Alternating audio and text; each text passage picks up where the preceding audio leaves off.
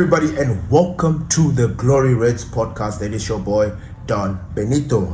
How are you guys feeling today? I mean, walking into the week, having won a game against Brighton, feeling powerful, feeling confident, just knowing that we're going to face another team during the weekend, and we are just going to, how does it feel to be on top of the game? To be on top of where we should be, to be where we were meant to be. We are Manchester United.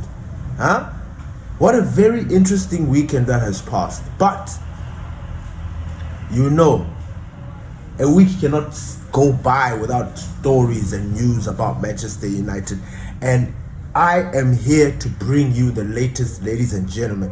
And without further ado, let us get into it. The first one that I need to just jump in right now and talk about is Rasmus Højlund. Manchester United have given Napoli the green light to sign Rasmus Højlund in January on a permanent deal. Adios, Rasmus Højlund. That's all I can say. I mean, I was excited when we got Rasmus Højlund. He looked like he had a very good head on his shoulders. He looked like he was somebody that was going to start off slow, but then once he picks up momentum, he's just going to take the world by storm. But then I personally started noticing a little bit of problems with his game, and unfortunately now he was out of favor. We brought in Benjamin Sesko, and we are happy with Benjamin Sesko, and Rasmus Højlund has gone to Napoli. Now, he was going to Napoli on a loan with an option to buy. Manchester United have given Napoli a quicker green light. They're like, hey, you want to sign him now? We don't need to wait for the winter. For the summer. You can sign him now. And that is what Manchester United have done. They have given Napoli the green light to sign Rasmus Højlund on a permanent deal. I'm not really sure how much it's going to be, but it's around 35 M's. So that was the last of Rasmus Højlund in terms of him coming back, because I'm sure some people think or feel like maybe he should have come back or he should have stayed, maybe help Benjamin Sesko with the striking and stuff like that. But adios. And personally, I'm okay with it. I say that because I am sick and tired of holding on to players that don't serve us any purpose. We've been doing it for years. We let go of players that need to stay, and then we keep the nonsense. So I am comfortable and happy that we are parting ways with Rasmus Højlund. I'm very happy with Benji, honestly. Benji just does it for me. Maybe it's because we are Benz, but I don't know. But Benji's my guy. So yeah, moving on. Belaba. The story on Belaba. You guys, I honestly don't know what you guys think, but I've been reading and I've been seeing that you guys have been criticizing Belaba. Come on, guys. Grow up. Understand this. You need to understand Balaba's situation. Manchester United went to Belaba and said, look, man, we want to sign you. We want to bring you to Old Trafford. But it was Brighton that said, oh, wait. You want Belaba? Carlos Belaba? Okay, 100 M's one time, 120. They were not willing to compromise. And the reason is because Brighton have got their own little system going, their own little football, whatever, because they have got players that can replace players all the time. They just got a conveyor belt of players. It is the pricing of these players that is ridiculous. I can understand that Moses Caicedo went to Chelsea for 100. I can understand it because this is Moses Caicedo. Belaba, on the other hand, has yet to prove himself. He's had a very good season last season, a stellar one, but this season it has been disrupted.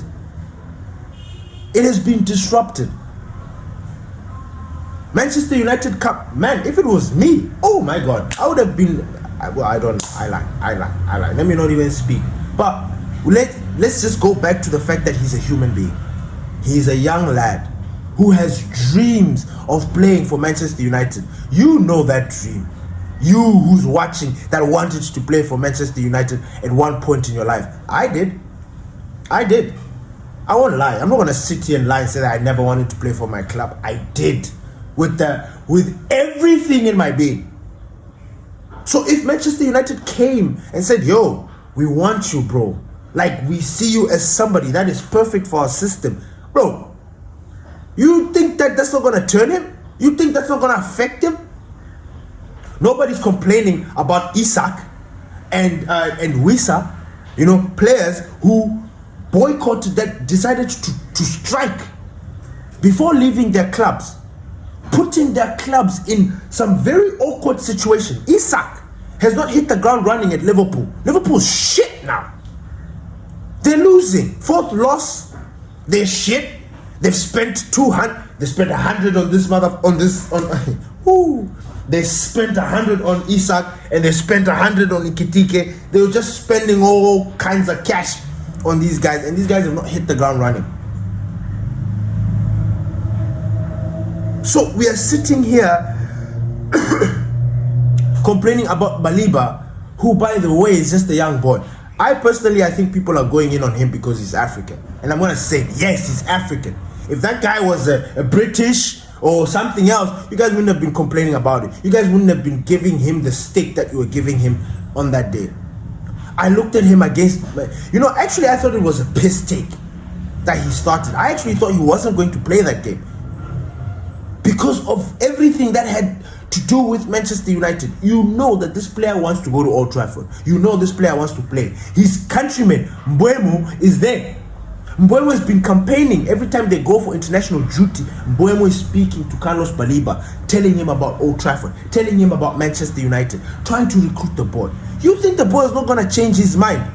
Come on. For Africa, for an African player, this is a big bloody deal to play for Manchester United. Now, I honestly I'm not upset with him. I do feel like, okay, there's some sort of mentality issue there, a little one. But look, man, we are Manchester United. You need to understand that. Had it been him going to Wolves or something else, look, it's coming to Manchester. We have weight, if you know what I mean. We have weight. We are a powerful team. We are a giant. So I understand his position, his mind. I understand it. What I would advise him to do is, look, boy, work hard. Just pull up your socks. Continue doing what you're doing. Not what you've been doing up until this moment. No. What everybody knows you to be. Ball winner. Absolute engine. Box to box. Everything. All action. Continue doing you, Carlos Belaba. And I can promise you that Manchester United will come back, and probably, because right now, as it stands, Manchester United have pulled away from signing Carlos Belaba. This guy was a priority, or was he? Or he was the main guy that we wanted to sign. But after his displays, and we're not even halfway through the season, and Manchester United are like, for 100 M's? Nah, bro. Nah. For 100 M's, we expect somebody with a stronger mentality. With an elite mentality. He didn't get his move to Manchester United. Fine. The guy just continues working hard, putting in a shift, working like yesterday hasn't changed. That's what we want. But like I said, we need to cut him some slack. It's not his fault Manchester United went there and expressed their wishes to sign him. They're not the one. It's not his fault. His club slapped 100 million price tag on him. It's not his fault. All these things are playing. And Fabian Hürzeler has explained to us that, look, these things happen. It happens. So the Belaba story, I've parked it. It seems like Manchester United are not looking into bringing him in. There are other options, honestly. But again, like I said, it's all about preference. Like the midfielders out there, the ones that we are linked with, I guess, like any of them will do. Any. It's all about preference. Really, who do you like? Who do you want? Or who do you see has got the higher ceiling than the other? Honestly, because I like every single midfielder that we are linked with. Any of them. And I would love for us to buy at least two. But, yes, that is something else. Antoine Semenyo, I wanted to bring this in. There was a little story that mentioned apparently Bournemouth rejected a 50 million bid for Antoine Semenyo. Now, Semenyo, I'm seeing a lot in the internet linked with Manchester United. There was a story. I spoke about it in one of our episodes. I just forgot which one. But Ruben had apparently had breakfast or took Antoine Semenyo out. They had like a little chat, a little tete-a-tete. They were talking and discussing. And this was the summer. This was, no. Was this the summer? Or was this January of the last season? Or was it like, I forgot. I forgot. But it was before this new season. Antoine Semenyo and Ruben Amorim apparently had like a little chat. They went out to eat or something, discussing football. I think Ruben Amorim wanted to sign Antoine Semenyo. Why we didn't go for him, I don't know. Of course I know. We've got Brian Mbeumo and Mateus Cunha. That's why we didn't go for Antoine Semenyo. But apparently, Bournemouth rejected a 50 million bid from Manchester United. 50 M's, they refused for Antoine Semenyo. So I'm guessing they see Antoine Semenyo more than that. And when I saw that story about Ruben Amorim and Antoine Semenyo, the first thought that came into my mind was like, look, we can't be buying another number 10. But Antoine Semenyo is not really a number 10. He's like a winger. And then I just got this vision. Like the wing back situation. You see Ahmad is playing on the right wing back. Now imagine Semenyo on the left wing back. Now I know him as a wing back almost sounds like you are depriving him of the best qualities, which is him attacking and being in your face and causing all sorts of problems in that final third. But my God, if we were to sign him, because I don't know what it is, something is itching, is niggling, is eating at me, that Antoine Semenyo needs to be at Manchester United, that he is destined for us, that Ruben Amorim has spotted it, has spoken, and he wants this player. Now, obviously, we can't buy another freaking number 10 winger. And where would Antoine Semenyo fit into this system? Antoine Semenyo, I think he can do a job in the middle, but not as a midfielder, like what Cunha does. But I truly see him, like I thought about him as a left wing back. But then again, I thought of the Shaw, this Dogu. So there were just so many things, but there was a story and I thought that was interesting, that Manchester United got rejected by Bournemouth for 50 million because they wanted to sign Antoine Semenyo. And we know that Antoine Semenyo is on fire. He's been on fire. The guy's carrying on this hot streak that he's on. Hey, the sky's the limit. And I think as Manchester United fans, because somehow I think we influence, let's keep an eye out on that. Keep an eye out on Antoine Semenyo. Watch the stories unfold. I don't know.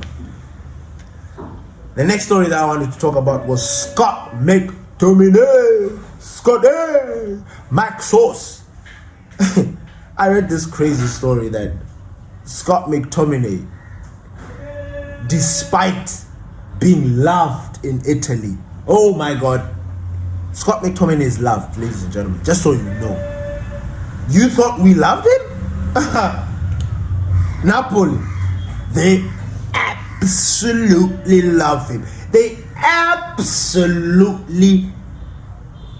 So Scott McTominay is seen, and this is no bullshit, and I am not mincing my words, but Scott McTominay in Italy is a god. Take that how you want to. Take that how you want to take it. Of course he's not God, but you understand, they treat him like a god. Now here's the story that has unfolded upon us, and I want to have my little say. So apparently Scott McTominay could be set for a Premier League return. Reason being that life in Italy is very overwhelming now. Like, he loves it there. He scored 12 goals. He is their machina. You understand what I'm saying? Scott McTominay is scoring goals like, man, I am even jealous. And the reason why I'm bringing this up is because, anyway, I'll say why. But Scott McTominay is finding it very difficult to live a normal life because everywhere he goes, he's being treated like a god. And this is no exaggeration, by the way. I know when I say he's being treated like a god, you'll be like, oh my God, Ben, like, who doesn't want to be treated like a god? Who doesn't want to be revered? Now, Italians overdo it. Italians, we know them. Napoli is the team of Maradona. What is Maradona to Napoli, to the people of Naples? He is a god. Their stadium is named the Armando Maradona. Yo, the people there are wild. They love football like it is a religion. Like if there was a god of football, who, by the way, I superstitiously believe, but yeah, Scott is finding it hard. Now, the reason why I brought this up is because, look, if Scott is truly tired of Italy, there is no other team that he will go to other than Manchester United. And I'm putting it right there. United, watch the story. Watch Scott McTominay. If the guy's feeling overwhelmed, as he says in Italy, and he wants to move, and he wants to leave, I know he's 27, 28. Get him. Get him. He is the one that got away. You look at Ruben Amorim's system. Oh my God, it just screams Scott McTominay.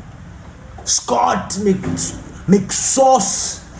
This system was, this is the backwardness of our club. This is the thing that I'm talking about.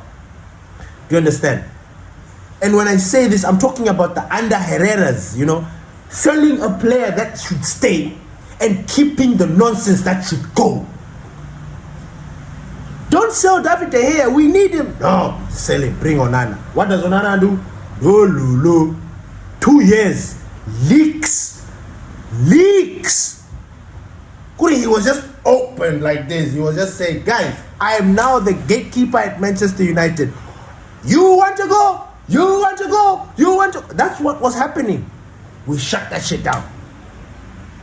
So every single time, now Scott McTominay at the time when we sold him, personally, I said I didn't want. But I understood the club, the financial situation that we were in. We needed to sell a player to be able to bring in another player.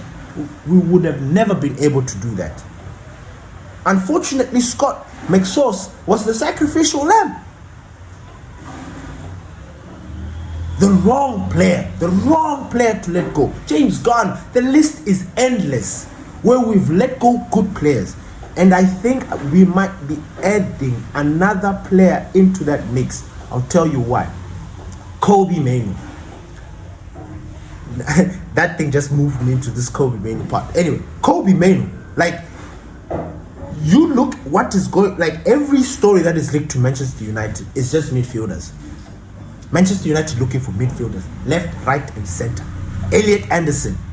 Manchester United are looking at this player. The only reason why Manchester United, I don't think, will go for him is because Nottingham Forest, like idiots, are slapping 100 to 120 million price tag. By the way, can we just talk about this inflation, this ridiculous amount of money, this price tags that are being set on players that are just nah. The Premier League needs to calm down. I don't know what this is. I don't know why teams feel like they can just put some ridiculous amount of money on a player. Who the fuck do you think you are? I've been thinking about it. I looked at Elliot Anderson and I'm like, since when is this guy 100 M's? So if this guy is 100 M's, so definitely Adam Wharton, who is rumored to be around 60, he should be going for 200 million. He should. If you're going to compare the weight of all these midfielders, these price tags are wild. They are wild. We are not Spain, where they've put a billion dollar clause on a player, like freaking Real Madrid players. This is is not it.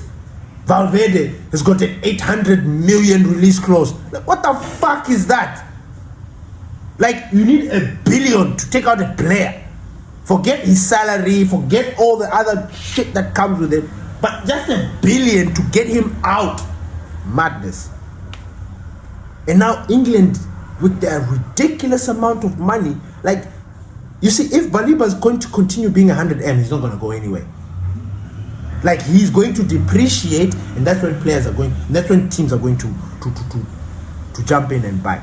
Anyway, moving on. Jobe Bellingham, brother of Jude Bellingham. Manchester United are monitoring his situation in Borussia Dortmund. Man, there's a story there. I don't know if you guys don't know what is going on there, but anyway, this is why I'm here. I'm here to give you the gist. Anyway, the boy is not getting a lot of game time. I'm guessing his form has dropped. His pops is having a problem with it because boy is not getting picked. And he is like, So the pops has made it known that he's not happy that his son is not getting the game time. And that has prompted people to take a firm stand and be like, no, fuck out of here, man. Who do you think you are? Hey, I'm the gaffer. We own the club. Anyway, I'm just paraphrasing. But anyway, they're upset. Jobe Bellingham is not getting the game time that he gets. If he gets, he comes off. You know, you're supposed to be seen as the star. You're supposed to be seen as like following on the footsteps of his brother, you know, Jude Bellingham. But it looks like things are not happening. Boy's chowing bench. He's looking for a way out. Manchester United are looking for a loan move for Jobe. For Jobe. I honestly, loan doesn't make sense. We want to get on with it. Do you understand? There is a player that we want in January. We can afford him. If he's part of what we want in Ruben Amorim's system, get him. Let's move on. The summer will see itself. We will get, if we were to bring in another midfielder, so be it. But we move on. We get the player, we go. So now we're sitting here thinking, now we're here hearing that no, Manchester United are monitoring, they only want a loan. And it has turned out that boy he doesn't want, he's made his stance. He said, I don't want a loan move. He wants permanent. So Manchester United have a decision to make. Buy the player, loan him, but then there's Angelo Stiller. Then there's also Conor Gallagher. For me personally, Conor Gallagher is the gem of the crop. Like, if you're looking for an all-action maverick, you know, get box to box, high intensity, disciplined workhorse, Conor Gallagher. That's him. That's him. I have followed Conor Gallagher since he broke into the Premier League. He is somebody I was jealous watching him at Crystal Palace. Because I knew he was on loan to Crystal Palace from Chelsea. And at the time you look at Chelsea, that midfield, Mount, N'Golo Kante, yeah, man, there were heavy weights in there. No way this guy makes it into that team. Which was understandable. So he's gone out on loan, he's there at Crystal Palace. Man, Crystal Palace? I'm sorry, that first season, I don't know, the Patrick Vieira, was it Patrick Vieira or something? Man, Conor Gallagher was absolutely amazing. He's the kind of player that can change the game by himself. And I fucks with players like that. We have got a couple of players, you know, we've got Buemo, we've got Cunha, we've got Bruno, we've got Casemiro, we've got Licha, you know, we've got players that, like, when the tough gets going, they get tougher. And they're like, fuck this, let's go. Moving forward, I like that. And I'm for that. Gallagher is in Atletico Madrid. I don't know if Manchester United want a loan. I think they should just go for a permanent release clause around 25 M's, 30 M's. Gallagher has played in the Premier League. He's played for Chelsea. He's Premier League proven. He's in Atletico. He's there doing a job. He's just there rotting. I honestly think he can come and do a job. Now, this You heard all this. You heard me talking about all these midfielders. Look, I've talked about Belaba. I've talked about Semenyo. I've talked about Scott McTominay. I've talked about Jude Bellingham. I've talked about Jobe. Well, I did talk about Jobe. Now, I've been asking myself, what the hell? So, what is the fate of Kobbie Mainoo? What is the fate of Kobbie Mainoo? What does Kobbie Mainoo, like, what's going to happen to Kobbie Mainoo? I am worried. I am worried. Because honestly, Kobbie Mainoo is a good player. He is. He's a gem. Unfortunately, he can only work maybe in a 4-3-3 or 4-2-3-1, where he's playing along somebody that can give, that's where he thrives. This 3-4-3 he is struggling. He is struggling. I'm not saying he's struggling now, but because he's not getting game time or he's not starting, I'm assuming he's struggling. Now, obviously, I'm happy because we are getting reports that Kobbie Mainoo is working hard. He's focused, his mentality, his professionalism, they love it. And he just keeps on working. I actually appreciate that because I feel and I believe the football gods, they always reward those guys. The guys that they should be playing, but because of some weird reason, either form or personal matters or something, is kind of like hindering their game, and they're not getting game time, and they're not playing.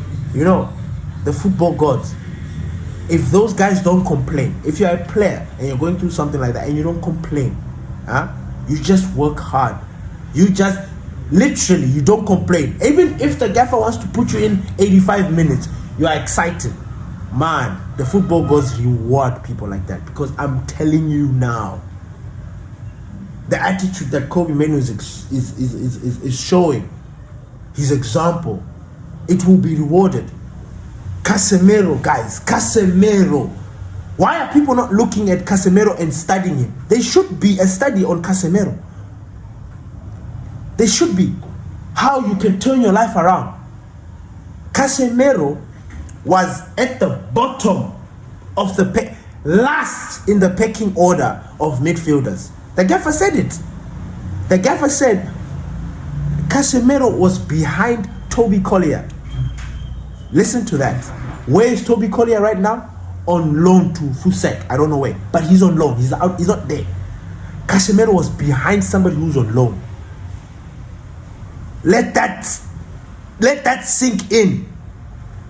Casemiro was behind in the pecking order. He was the last at the end. Now, I cannot imagine my starting lineup without Casemiro. I cannot. I've always said with Casemiro, let him be. Leave Casemiro be. This guy loves Manchester United. And I really hate how we deal with him. He's a player with great experience. Elite. I know he did what he did at Real Madrid, but he's trying to do it at Manchester United. We're not giving him the leeway. As fans, people are always talking shit. Casemiro, let him be. Let him be. If he decides to extend another year, let him be. If Manchester United want to offer him and he decides to take a pay cut, let him be. I'm serious.